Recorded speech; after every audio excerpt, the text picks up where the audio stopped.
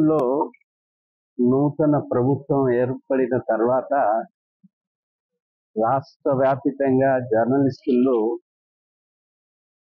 ఒక విశ్వాసమా, గత ప్రభుత్వము అమలు చేయలేకపోయిన అంశాల మీద ఈ ప్రభుత్వము అమలు చేస్తుందన్న భావన, వారు చేసిన ప్రకటనల మీద విశ్వాసంతో రాష్ట్ర వ్యాప్తంగా జర్నలిస్టులు ఉన్నారు. అందులో ప్రధానంగా ఇళ్ల స్థలాలు, ఇంటి సమస్య ప్రధానమైంది. రెండవది హెల్త్కు సంబంధించి, ఆరోగ్యానికి సంబంధించిన గత ప్రభుత్వం ఇచ్చినటువంటి కార్డులు అమలులోకి సక్రమంగా రావటం లేదు.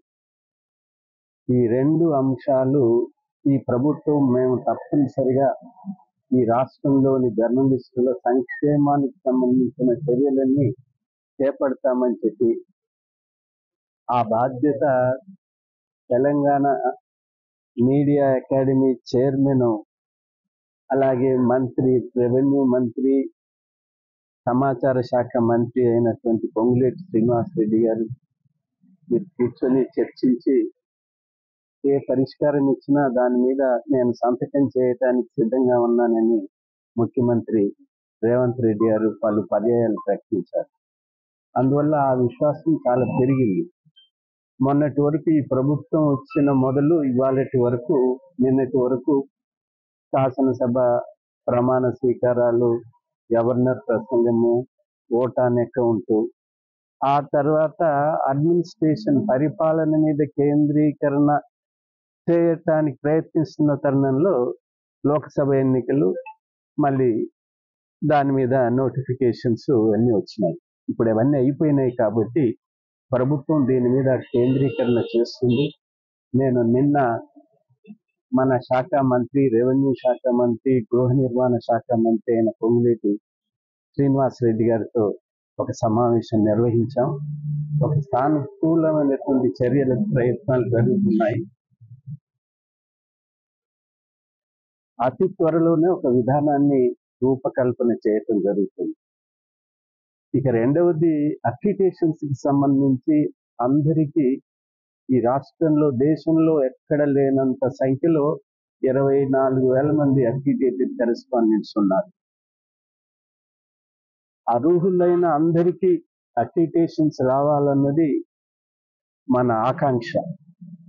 కానీ ఇవి మిస్యూజ్ అవుతున్నాయి, స్క్రీన్ లైన్ చేయాల్సిన అవసరం ఉందన్న భావన నేను ఒక నెల రోజుల క్రితము అన్ని జర్నలిస్టు సంఘాలతో, నేతలతో కూర్చొని మాట్లాడినప్పుడు అందరూ భావించారు. అనర్హులకు కొంతమందికి వెళ్ళిన ప్రతిష్ట, జర్నలిజం ప్రతిష్ట, విలేకరుల ప్రతిష్ట దిగజారిపోతుంది అన్న భావన ఏర్పడింది. దాంతోపాటు బ్లాక్మెయిల్, మనం రంగారెడ్డి జిల్లాలో నెల రోజుల కింద ఒక వార్త చదివాం. కుటుంబం మొత్తం ఆత్మహత్య చేసుకుంది. కారణం అంటే చెప్పారు విలేకరుల.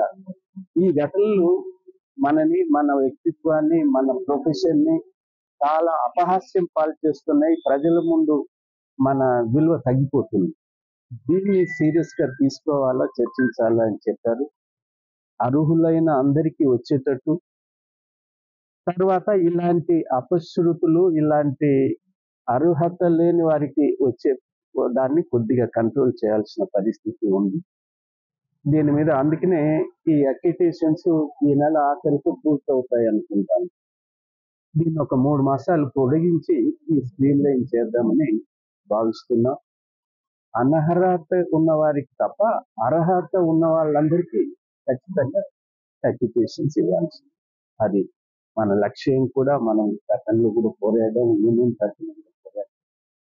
ఈ 3 అంశాల మీద త్వరలో సానుకూలమైనటువంటి చర్యలు ప్రారంభమవుతాయి నేను విశ్వసిస్తున్నాను.